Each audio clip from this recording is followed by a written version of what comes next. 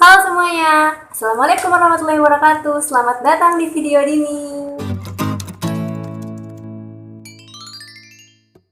Di video ini aku mau buat hijab segi 4 jadi bentuk pashmina. Jadi buat kalian yang pengen kreasiin bentuk hijab kalian, atau kalian cuma punya hijab yang segi 4 aja, tapi kalian mau kreasiin bentuk hijab kalian jadi model pashmina, mungkin ini bisa jadi salah satu referensi kalian.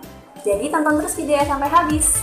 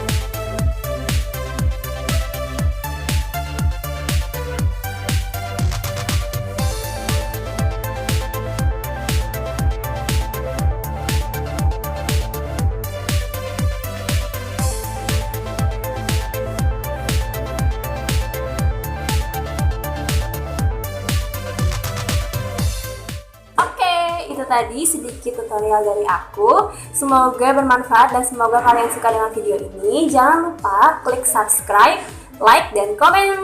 Terima kasih sudah menonton. Wassalamualaikum warahmatullahi wabarakatuh.